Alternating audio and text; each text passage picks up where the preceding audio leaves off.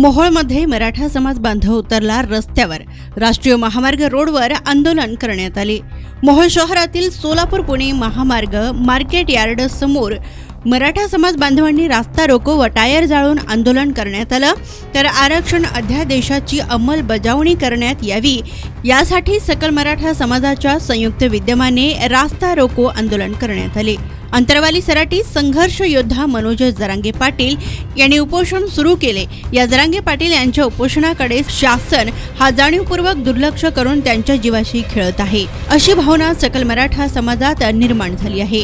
जोपर्यंत आरक्षणावर तोडगा निघत नाही तोपर्यंत आंदोलन तीव्र करण्यात येईल, असा इशारा मराठा समाज बांधवांनी दिलाय।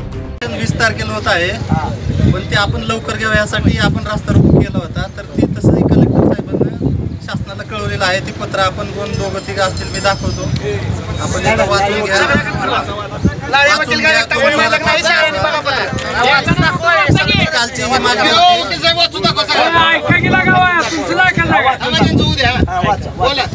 जिल्हाधिकारी तथा जिल्हा दंडाधिकारी सोलापूर गृह शाखा जावक क्रमांक 2024 DCB 2 RR 1054/2024 या आउटवर्ड नंबर प्रति मान्य विभागीय आयुक्त पुणे विभाग पुणे विषय मराठा आरक्षण मागणीबाबत दिनांक 15/2/2024 रोजी सायंकाळी 8:30 वाजल्यापासून मौजे खंडारी तालुका मोहोळ येथे आणि मौजे मोहोळ येथे सकाळी 9 वाजल्यापासून मराठा आंदोलकांनी रास्ता रोको केल्याबाबत संदर्भात तहसीलदार सगळ्या तालुक्यातल्या तहसीलदारांची पत्र पाठवलेत कलेक्टरला। त्याचा संदर्भ आहे। माननीय महोदय, उपरोक्त विषयी संदर्भीय पत्रान्वये वरील आंदोलनाच्या अनुषंगाने तहसीलदार मोहोळ यांनी माहिती सादर केली आहे की दिनांक 15/2/2024 रोजी सायंकाळी 8:30 वाजल्यापासून मौजे खंडारी तालुका मोहोळ येथे आणि दिनांक 16 फेब्रुवारी 2024 पासून सकाळी 9 वाजल्यापासून मार्केट कमिटी मोहोळ येथे राष्ट्रीय महामार्ग क्रमांक 65 वर मराठा आंदोलकांनी रास्ता रोको केलेला आहे। आंदोलकांच्या मागणीनुसार विधानसभेचे विशेष अधिवेशन दिनांक 16 फेब्रुवारी अथवा दिनांक 17 फेब्रुवारी रोजी घेण्याबाबत आपल्या स्तरावरून शासनास विनंती करावी, तरच सदरचे आंदोलन मागे घेऊ अशी तीव्र भूमिका त्यांनी मांडली आहे।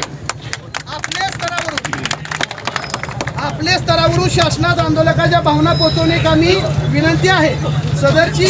सदरची मागणी शासन स्तरावरील असल्याने उक्त परिस्थितीच्या अनुषंगाने आपणामार्फत शासनात तात्काळ अहवाल सादर करण्यासंदर्भात विनंती आहे, अन्यथा पुढील कार्यवाहीस प्रशासनाच्या अनुषंगाने अडचणी निर्माण होणार आहेत।